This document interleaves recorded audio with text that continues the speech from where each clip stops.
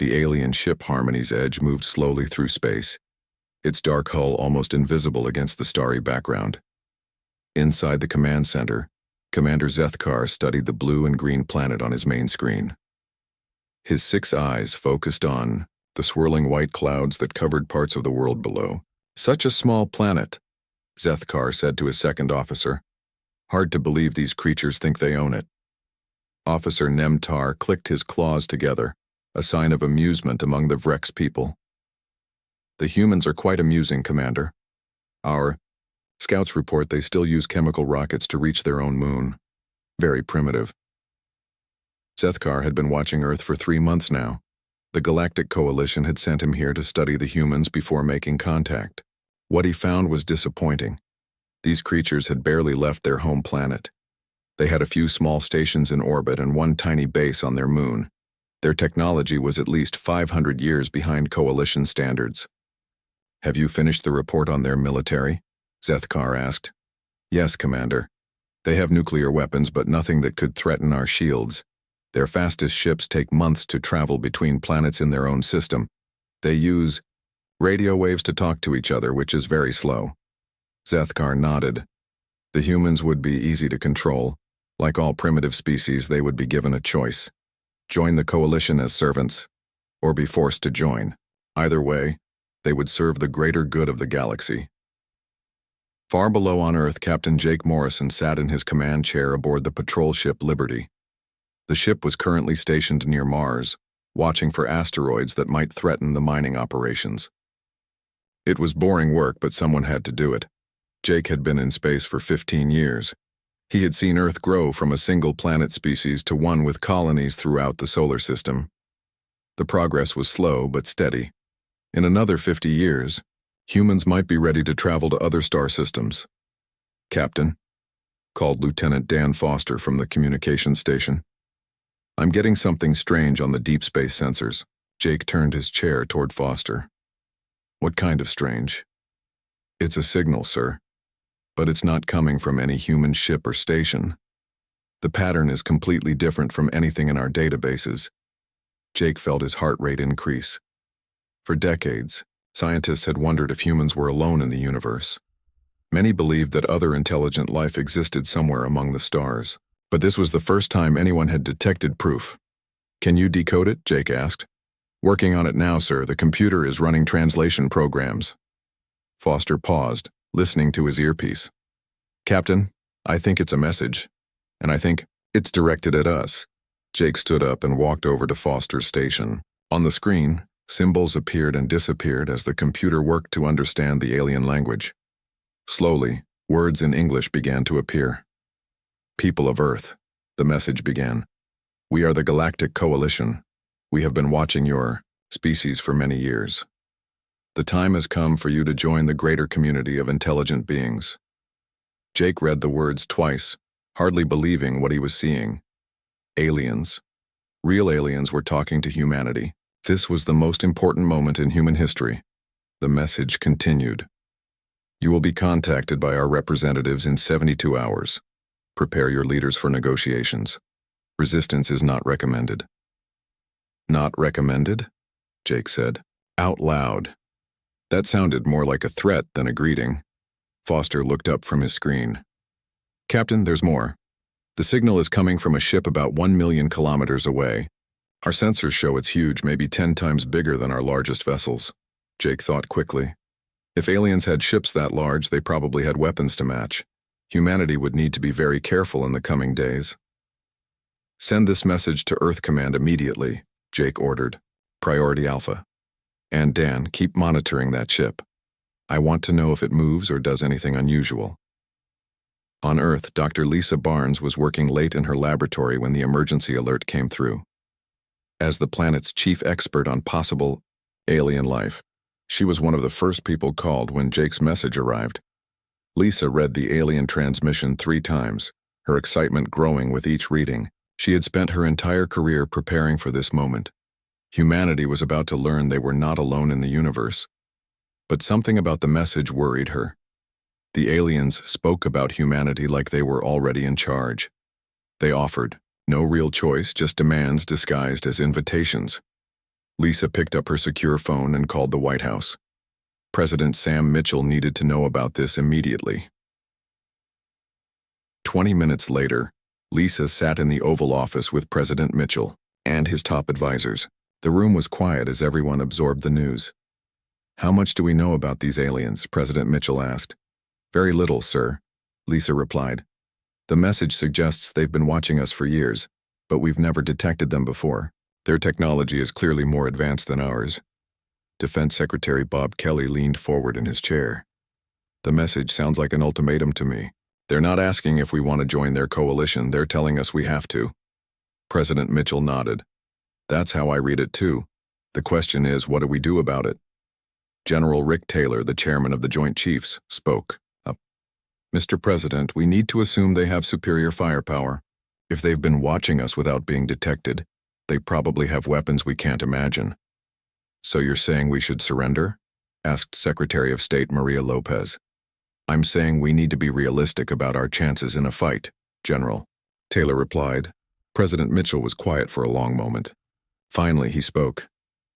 "Humanity has faced bullies before. We've never backed down when our freedom was threatened. I don't intend to start now." Lisa felt a chill run down her spine. If humanity chose to resist, it could mean war with beings far more advanced than themselves. But she also understood the president's position. Freedom was worth fighting for, even against impossible odds. "What are your orders, sir?" General Taylor asked. President Mitchell looked around the room at his advisors. "We have 72 hours to prepare. I want our best people working on this. Find out everything we can about these aliens, and activate the deep space defense protocols." As the meeting ended, Lisa wondered if humanity was making the right choice. The aliens clearly believed humans were primitive and weak. Maybe that assumption would work in humanity's favor. Maybe the aliens would underestimate what humans were capable of when their survival was at stake. She hoped they would find out soon enough. Commander Zethkar floated in his command chair, watching the data streams flow across his screens. His intelligence officers had spent the last 24 hours gathering information about human military capabilities. What they found made him laugh. "Show me their strongest weapons again," Zethkar said to his tactical officer.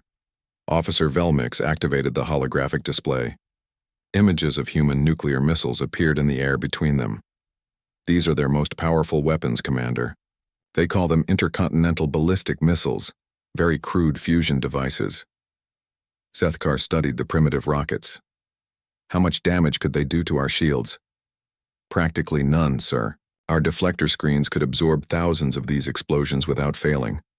The humans might as well throw rocks at us." The other officers in the command center made clicking sounds with their claws. This was how the Vrex people showed amusement. The idea of fighting humans was like imagining a battle between adults and children. "What about their space fleet?" Zethkar asked. "Even more pathetic," Velmix replied. "They have perhaps 50 ships capable of leaving their planet's orbit. Most are cargo vessels or research ships. We detected only a dozen that could be considered military vessels, and those carry weapons barely suitable for fighting pirates." Zethkar felt pleased with this news. The coalition's rules required them to give primitive species a chance to surrender peacefully, but if the humans were foolish enough to resist, the war would be over in hours. "Their technology is at least 5 centuries behind ours," Velmix continued. "They still use chemical rockets for propulsion. Their fastest ships would take months to travel between the planets in their own system. We could cross their entire solar system in 2 days." "And their defenses?" Zethkar asked. "Laughable. They have a few orbital platforms around their homeworld, but our sensors show they're armed with the same primitive weapons as their ships. A single cruiser from our fleet could destroy their entire defensive network." Zethkar nodded with satisfaction. This would be one of the easiest conquests in coalition history. The humans would realize they had no choice but to submit. Most primitive species accepted their fate once they understood how hopeless resistance would be. Meanwhile, deep beneath the Rocky Mountains on Earth, Colonel Matt Rodriguez walked through corridors that officially did not exist. The Cheyenne Mountain Deep Space Command Center had been built in secret over the past 30 years. Only a handful of people knew about humanity's hidden preparations. Matt stopped at a massive steel door marked with warning signs in 12 languages. He placed his hand on the scanner and waited for the computer to verify his identity. The door opened with a heavy grinding sound. Inside, dozens of technicians worked at control stations. Giant screens showed star charts and tactical displays. This was the nerve center of Earth's real defense network, the one no alien scanner would ever detect. Status report, Matt said to the duty officer. Major Susan Clark turned from her console. All deep space assets are coming online, sir. The asteroid belt stations are fully operational. Luna Base is ready. The outer system platforms are charging their main batteries. Matt nodded. For decades, humanity had been building defenses throughout the solar system.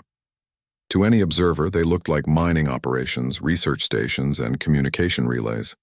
In reality, they were weapons platforms more advanced than anything the galaxy had ever seen. What about the Ghost Fleet? Matt asked. Standing by, sir. All 743 vessels are maintaining their disguises. The enemy will never know they're there until we're ready to strike. Matt smiled grimly. The aliens thought humans had 50 ships. They were wrong by a factor of 15. Most of humanity's real fleet was hidden throughout the solar system, disguised as asteroids, space debris, and civilian vessels. At the Lunar Research Facility, Dr. Amy Watson put the finishing touches on her latest creation. The sleek ship in front of her looked nothing like the crude rockets the aliens had detected. This vessel used technology that would have seemed like magic to humans just 50 years ago. Final systems check, Amy said to her team. The engineers ran through their checklists. Gravitational drive online. Quantum communication array ready. Adaptive stealth systems fully operational. Plasma cannon arrays charged and ready. Amy felt proud of what they had accomplished. This ship could travel faster than light, communicate instantly across vast distances, and fight with weapons that could shatter planets, and it was just one of hundreds like it. Dr. Watson, called her assistant Tom Bradley.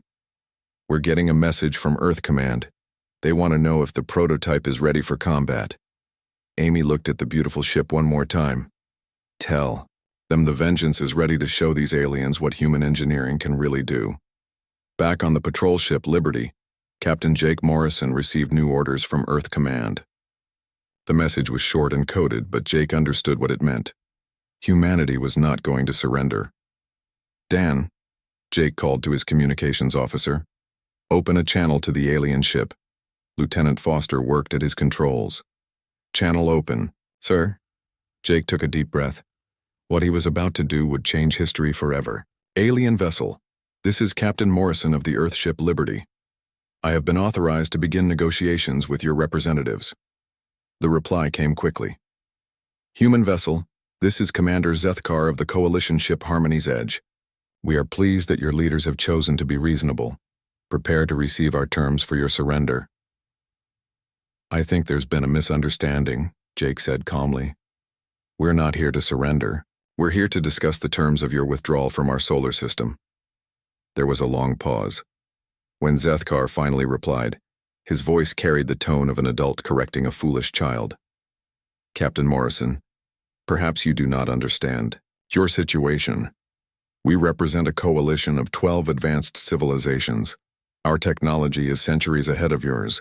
Resistance would be suicide. Jake smiled, though he knew the aliens couldn't see his face. Commander, perhaps you don't understand our situation either. We've been preparing for this conversation for a very long time. Preparing? Zethkar laughed. What could you possibly have prepared that would concern us? You'll find out soon enough, Jake replied. But first, let me ask you a question. How many human ships do your sensors detect in this system? Zethkar paused, probably checking his displays. 53 vessels, most of them civilian craft. Why? Jake's smile grew wider. Just curious. We'll be in touch, Commander. Jake cut the communication and turned to his crew. All hands, prepare for combat, and someone send a message to Earth Command. Tell them the aliens took the bait. The trap was set. Soon the galaxy would learn why it was never wise to threaten humanity. The 72-hour deadline passed like a shadow over Earth. In the Oval Office, President Sam Mitchell sat with his advisors as the final minutes ticked away. Outside, the world held its breath. Every human on the planet knew that these next few moments would decide their species' fate. "Mr. President," said General Rick Taylor, "it's time." Sam Mitchell nodded and walked to the communication console. He had practiced this speech 100 times, but his hands still shook slightly as he activated the transmission. This message would go directly to the alien fleet waiting beyond Earth's orbit. To the beings who call themselves the Galactic Coalition, President Mitchell began. "I am Sam Mitchell, elected leader of the human species. You have demanded our surrender within 72 hours. I am here to give you our answer." He paused, thinking of all the humans throughout history who had faced impossible odds. From ancient warriors fighting with spears against armored enemies, to pilots flying against superior forces in 2 world wars. Humanity had always found a way to survive. Our answer is no. Humanity does not kneel. We do not surrender our freedom to bullies, no matter how advanced their technology might be. If you want to control us, you will have to fight us, and I promise you this, we will make you regret that choice. The transmission ended. In the silence that followed, everyone in the room understood that there was no turning back now. Aboard the Harmony's Edge, Commander Zethkar stared at his communication screen in disbelief. Around him, his officers made confused clicking sounds. No primitive species had ever rejected the Coalition's generous offer before. "Did they just declare war on us?" asked Officer Velmix. "It appears so," Zethkar replied. He felt more puzzled than worried. It was like watching children challenge trained soldiers to combat. "Very well. If they choose destruction over wisdom, we will grant their wish." Zethkar activated his tactical display. "Target one of their orbital stations. Use minimum power. We will show them what resistance costs." The Coalition ship's main weapon charged with a low humming sound. Energy built up in the massive cannon until it glowed like a small star. This single shot could vaporize a mountain or boil away an ocean. "Firing," announced the weapons officer. A beam of pure energy lanced out from the alien ship, crossing the distance to Earth in seconds. It struck one of the orbital platforms that protected the planet's northern hemisphere. The aliens expected to see the station disappear in a ball of fire. Instead, something impossible happened. The energy beam struck an invisible barrier around the station and scattered harmlessly into space. Not only did the human platform survive, it immediately returned fire with a weapon the aliens had never seen before. The particle beam that erupted from the human station cut through space like a sword of light.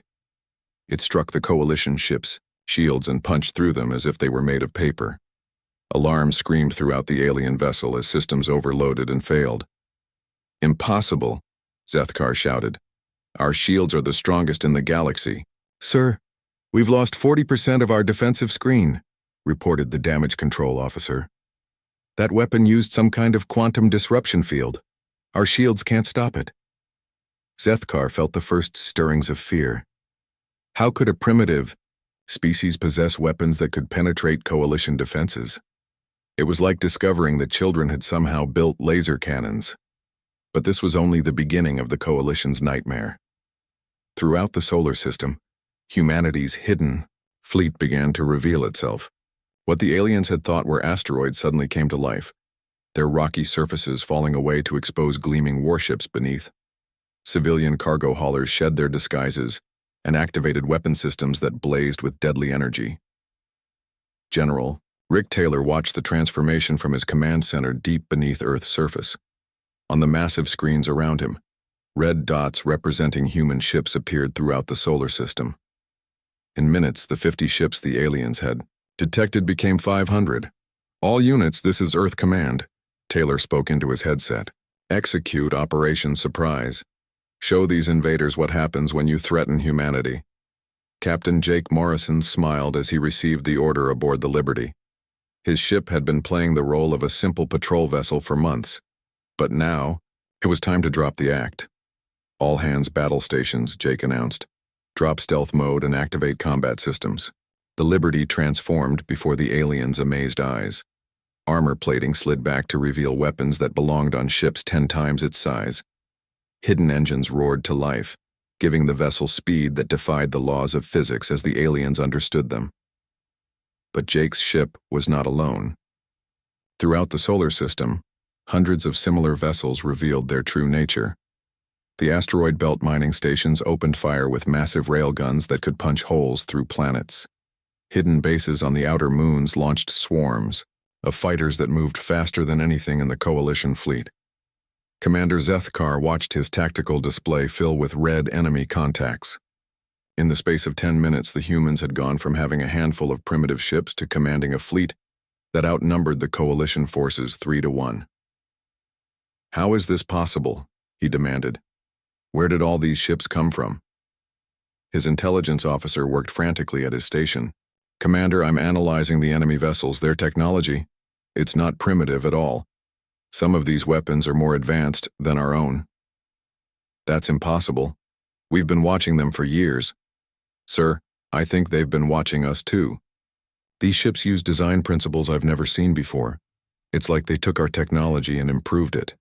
On the lunar surface, Dr. Amy Watson gave the order her team had been waiting decades to hear. "Launch the Vengeance. Show them what human science can really do." The sleek ship rose from its hidden hangar like a silver arrow.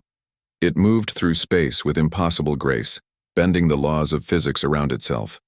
This was humanity's most advanced creation, a vessel that represented 50 years of secret research and development. As the Vengeance approached the Coalition fleet, its weapon systems came online. The aliens' sensors couldn't even detect what kind of energy the human ship was using. It was completely outside their understanding of science. Zethkar realized with growing horror that everything the Coalition thought they knew about humans was wrong. This was not a primitive species stumbling into space. This was an advanced civilization that had been hiding its true capabilities while studying its potential enemies. "All ships, retreat to safe distance," Zethkar ordered. "We need to report this to the Coalition High Command immediately." But as the alien ships tried to withdraw, they discovered that the humans had surrounded them. There was nowhere to run. The hunters had become the hunted, and humanity was ready to show the galaxy exactly how dangerous that could be. The battle that followed changed everything the galaxy thought it knew about warfare. The Coalition fleet, trapped in Earth's solar system, found themselves fighting an enemy that refused to follow any known rules of combat. Commander Zethkar watched in horror as human ships attacked his formation. These vessels moved like nothing he had ever seen before. They didn't form neat battle lines or follow predictable patterns. Instead, they swarmed around the Coalition fleet like angry insects, striking from impossible angles and disappearing before his gunners could return fire. "Focus all weapons on the nearest human ship," Zethkar ordered. His tactical officer tried to comply, but the humans wouldn't stay still long enough to target. One moment a human ship would be directly ahead, the next it would be attacking from behind, using the gravity of nearby planets to change direction faster than Coalition computers could track. Lieutenant Colonel Steve Parker led a squadron of human fighters in an attack that made no sense by alien standards. Instead of flying, in formation, his pilots scattered across the battlefield. They used asteroids as cover, hid behind the larger human ships, and even flew directly through the exhaust trails of Coalition vessels to mask their approach. "Alpha Squadron, hit them from below," Steve called over his radio. "Beta Squadron, circle around and attack their engines. Don't give them time to think." The alien ships tried to respond, but their tactical computers couldn't predict what the humans would do next. Coalition warfare followed ancient patterns that had been refined over thousands of years. But humans fought like no other species in the galaxy. When Coalition ships attempted to retreat, human vessels blocked their escape routes. When the aliens tried to form defensive positions, human ships appeared inside their formations, having somehow slipped past sensors that should have detected them easily. The most terrifying thing for the aliens was that humans seemed to have no regard for their own survival. Coalition pilots were trained to preserve their ships and crew above all else. Losing experienced personnel was considered a waste of valuable resources. But human pilots thought differently. When Captain Julie Adams saw that her ship, Ghostwalker, Couldn't escape from 3 Coalition destroyers. She didn't try to run. Instead, she flew directly into the center of the enemy formation and detonated her ship's power core. The explosion destroyed all 3 alien vessels and created a gap in their defensive line that other human ships quickly exploited. To the aliens, this looked like madness. To humans, it was just another tactical option. "Sir, the humans are using suicide attacks," reported Zethkar's tactical officer. "They're destroying their own ships to damage ours." Zethkar couldn't understand this behavior. Why would they throw away trained crew members? Don't they realize how difficult they are to replace? What Zethkar didn't know was that Captain Adams and her crew had survived. At the last moment before detonation, they had used a technology the Coalition had never seen. Emergency teleportation that moved the entire crew to safety aboard another human ship. The humans weren't actually sacrificing their people. They were using the aliens' assumptions against them, making the Coalition think they were facing an enemy with unlimited willingness to die. But the real shock came when Coalition ships tried to surrender. In galactic warfare, there were strict rules about accepting the surrender of defeated enemies. When a ship powered down its weapons and sent the traditional surrender signal, the fighting was supposed to stop. The humans ignored these signals completely. Captain Morrison aboard the Liberty received a surrender transmission from a Coalition cruiser that had lost its shields and weapons. According to every rule of civilized warfare, Morrison should have accepted the surrender and taken the crew prisoner. Instead, he opened fire with every weapon his ship possessed. "Captain, they're trying to surrender," called Lieutenant Foster from his communications station. "I don't see any white flag," Morrison replied coldly. "And last I checked, humanity never agreed to follow their rules." The Coalition cruiser exploded in a ball of fire. There were no survivors. This pattern repeated throughout the battle. Human ships showed no mercy to enemies who tried to surrender. They fought with a brutal efficiency that shocked the Coalition forces. When alien crews abandoned their damaged ships in escape pods, human fighters hunted them down and destroyed them. To the Coalition, this was barbaric. To humans, it was practical. These aliens had come to enslave humanity. They deserved no mercy. Commander Zethkar realized that his fleet was not just losing the battle. It was being systematically destroyed by an enemy that fought like demons. Half his ships were already gone, and the humans showed no signs of slowing down. "All remaining vessels, full retreat," he ordered. "We need to reach the jump point and return to Coalition space." But when the alien ships tried to escape, they discovered that the humans had anticipated this move. The Vengeance, Dr. Watson's experimental ship, appeared directly in their path. The sleek vessel moved with impossible speed, blocking every escape route. "This is Captain Kelly of the human vessel Vengeance," came a transmission. "You are not leaving this system. Your invasion ends here." Zethkar activated his main screen to get a better look at the human ship. What he saw made his blood run cold. The Vengeance was smaller than most ships in his fleet, but it radiated power like a miniature star. Energy readings from the human vessel were off the charts. "Impossible," Zethkar whispered. "No ship that size could generate that much power." The Vengeance proved him wrong. The human ship opened fire with weapons that seemed to bend reality itself.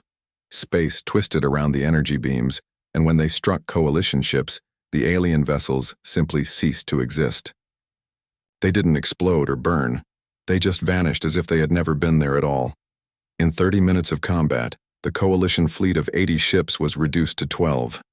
The survivors huddled together, their weapons useless, their shields failing, their crews paralyzed with fear.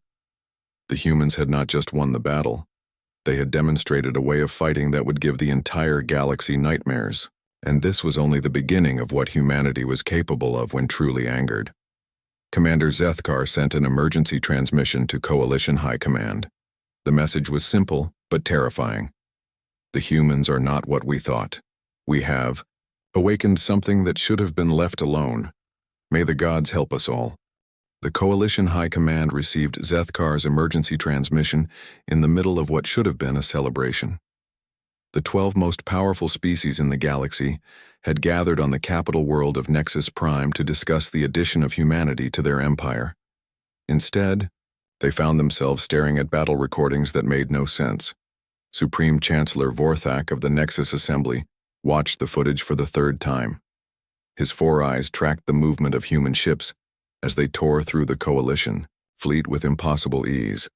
Around the Great Chamber, representatives from 11 other species sat in stunned silence. "This cannot be accurate," declared war leader Greshtar of the Corvan Empire. "No primitive species could defeat a Coalition battle fleet. Your commander Zethkar must be incompetent." "The recordings do not lie," replied Admiral Sekval of the Hegemony Navy. "I have analyzed the data myself. These humans possess technology we have never seen before." The debate continued for hours, but the evidence was undeniable. Somehow, a species that had barely left its home planet had destroyed the most powerful military force the Coalition had ever assembled. Meanwhile, in the wreckage-filled space around Earth, Commander Zethkar found himself a prisoner aboard Captain Morrison's ship. The human captain had taken him alive, not out of mercy, but for a much more important purpose. "I don't understand," Zethkar said as human guards escorted him through the corridors of the Liberty. "How did you develop such advanced technology? We've been watching your species for decades." Captain Morrison smiled as he led the alien commander to a conference room. "That's your first mistake, Commander. You assumed we didn't know you were watching." The room they entered was filled with devices and documents that made Zethkar's eyes widen in shock. There were detailed schematics of Coalition ships, complete tactical analyses of alien weapons, and even personal files on Coalition commanders, including himself. "Impossible," Zethkar whispered. "How did you obtain classified Coalition intelligence?" Dr. Amy Watson looked up from a computer terminal where she was analyzing data from the captured alien ship. "We've been collecting information about your Coalition for over a century, Commander. Every time you sent a scout ship to observe us, we sent our own scouts to observe you." She activated a holographic display that showed the development of human technology over the past 100 years. Zethkar watched in growing horror as the timeline revealed the truth. "First contact wasn't 3 days ago," Dr. Watson continued. "It was in 1952, when one of your survey ships crashed in what humans call the Nevada Desert. We recovered the wreckage and began reverse engineering your technology." The display showed human scientists working on alien components, slowly unlocking the secrets of faster-than-light travel, energy shields, and advanced weapons. But they hadn't simply copied Coalition designs. They had improved them. By 1970, we had developed our own FTL drives, Dr. Watson explained. By 1985, we were sending unmanned probes to Coalition worlds. We mapped your territories, studied your military tactics, and identified your weaknesses. Zethkar felt sick. The Coalition had been watching humanity, while humanity had been watching them. But the humans had been far more thorough in their surveillance. "Your species thinks in terms of hierarchy and rigid command structures," Dr. Watson continued. "You share technology through official channels and follow established procedures. Humans work differently." She showed him footage of human research facilities hidden throughout the solar system. Unlike Coalition research, which was centralized and controlled, human development was scattered across dozens of independent programs.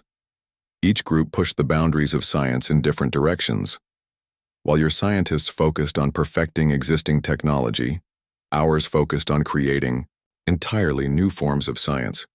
That's why our weapons cut through your shields like they weren't there. That's why our ships move in ways your computers can't predict. Captain Morrison leaned forward in his chair. "You want to know the real difference between humans and the rest of the galaxy, Commander? You study war as an academic exercise. We live it." The captain activated another display showing human history. Images of ancient battles, medieval sieges, and modern conflicts flashed across the screen. Humans have been fighting wars for thousands of years.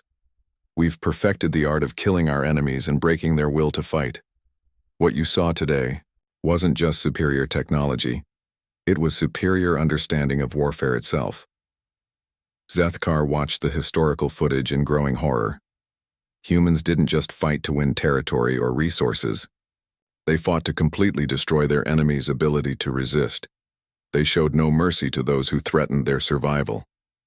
The Coalition follows rules of engagement that have existed for millennia, Morrison continued. Honor codes, surrender protocols, limitations on weapons usage. These rules were created by species who view war as a political tool. The captain's expression grew cold. Humans view war as survival. When our existence is threatened, there are no rules. There is only victory or extinction. Dr. Watson brought up the final piece of evidence that would shatter everything the Coalition thought they knew about humanity. Commander, you assumed we were a young species because we appeared to be confined to one star system. You were wrong about that too. The holographic display showed a map of local space that made Zethkar's heart stop beating. Red dots marked human colonies spread across dozens of star systems. Not the primitive outposts of an emerging civilization, but fully developed worlds with populations in the billions. We've been colonizing other worlds for 40 years, Doctor, Watson said quietly. We have 17 fully terraformed planets, 32 major space habitats, and mining operations in over 100 systems. Our total population is now over 50 billion. But our surveys showed, Zethkar began. Showed exactly what we wanted you to see, Morrison finished. While you were watching Earth, we were building an interstellar empire. Every human colony is hidden from Coalition sensors. Every human ship is designed to avoid detection. The alien commander realized with dawning horror that the Coalition hadn't just underestimated human military capabilities. They had completely misjudged the size and scope of human civilization. How many of you are there? Zethkar asked in a voice barely above a whisper. Morrison smiled, but there was no warmth in his expression. Enough to make the Coalition regret ever threatening us. And Commander, now that you've forced us to reveal ourselves, we're going to make sure the galaxy understands one simple lesson. The captain leaned back in his chair and delivered words that would echo throughout the galaxy for generations to come. Never anger the humans. 6 months had passed since the failed invasion of Earth, and the galaxy was no longer the same place. Word of humanity's devastating victory had spread from system to system, carried by the few Coalition survivors who had been allowed to escape with their lives. On the Coalition capital world of Nexus Prime, Supreme Chancellor Vorthak stood before an emergency assembly of the 12-member species. The great chamber that had once echoed with confident discussions of galactic dominance now buzzed with nervous whispers and fearful debates. The humans have established military bases in 17 systems, reported Admiral Sekval, his voice trembling as he read from his intelligence briefing. Our scouts confirm they have at least 3,000 warships, all equipped with technology superior to our own. War leader Greshatar slammed his fist on his desk. This is impossible. How could a single species become so powerful without our knowledge? They were never a single species confined to one world, Vorthak replied sadly. They were an interstellar empire pretending to be primitive. While we watched their home planet, they were building colonies throughout this entire sector of space. The truth had become clear through painful investigation. Human settlements existed on worlds the Coalition had never even surveyed. Mining, operations that had been active for decades, suddenly revealed themselves as military installations. Trade routes that Coalition merchants had used for years turned out to be monitored by hidden human sensors. But the most terrifying discovery was what the humans were doing now that their secret was revealed. Commander Zethkar, released by the Humans as a Messenger, delivered reports that chilled every being in the chamber. They are not building defensive positions, he said. They are preparing for war. Massive war. On the human colony world of New Terra, Admiral Jake Morrison walked through the construction yards where humanity's new fleet was taking shape. The ships being built here dwarfed anything the Coalition had ever imagined. These were not exploration vessels or defensive platforms. They were weapons of conquest designed to project human power across the galaxy. How many will be ready by next month? Jake asked his chief engineer. 50 dreadnoughts, sir, replied Commander Kelly Sanders, each one capable of destroying an entire Coalition fleet single-handedly. Jake nodded with satisfaction. President Mitchell had made humanity's intentions clear to the galaxy. Any species that threatened human interest would face the full might of the human military, and that military was growing stronger every day. On Earth, Dr. Amy Watson worked in laboratories that now operated in full view of galactic intelligence services. The message was deliberate and terrifying. Humanity was no longer hiding their technological development. They wanted the galaxy to see what they were capable of creating. "The new gravity weapons are ready for testing," reported Dr. Frank Cooper, her chief assistant. "They can collapse a star's core or tear apart a planet's crust." "And the dimensional warfare project?" Amy asked. "Ahead of schedule. We'll be able to attack enemy ships from parallel dimensions where their shields and weapons cannot reach us." Amy smiled grimly. For decades, humanity had learned from galactic technology and improved upon it. Now they were developing sciences that no other species had ever imagined. The galaxy was about to learn that human creativity in warfare had no limits. But humanity's response was not limited to military might.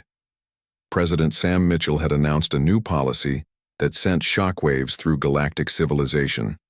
Humanity would no longer hide among the stars.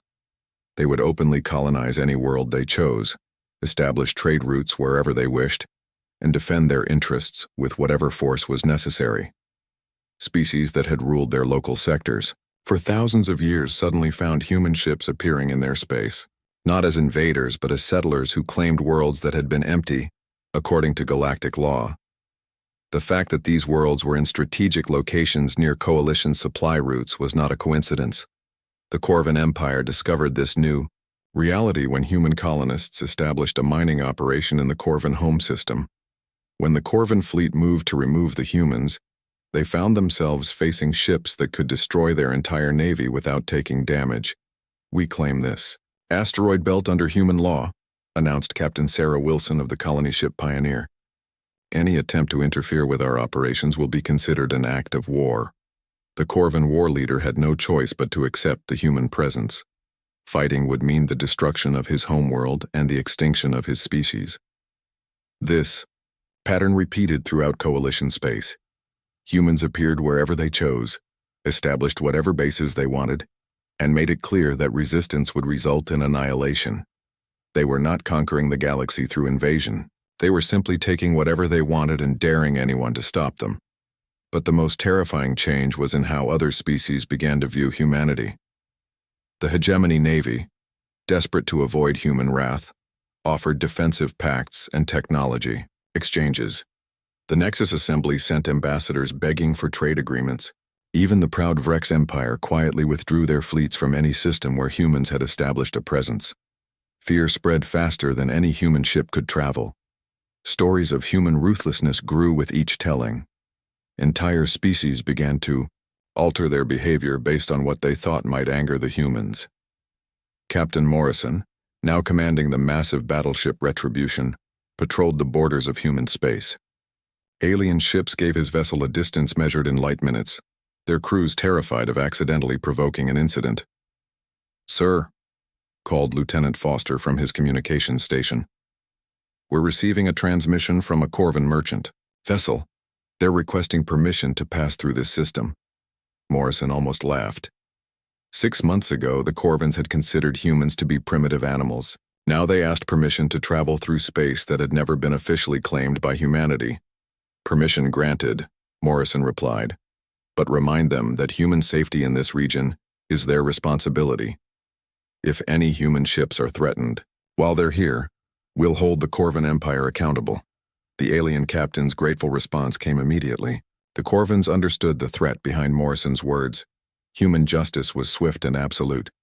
Species that failed to protect human interests found themselves facing consequences that could destroy entire civilizations. On Nexus Prime, Chancellor Vorthak stood at his office window, looking up at the stars with new eyes. Somewhere out there, human ships moved through space like predators among sheep. The galaxy that had once belonged to the Coalition now belonged to whoever was strong enough to hold it. And humanity had proven they were stronger than anyone had imagined. The lesson had been learned by every intelligent species in known space. It was written in the wreckage of Coalition fleets, spoken in the desperate treaties offered by former enemies, and demonstrated in the careful respect now shown to every human ship. Never anger the humans.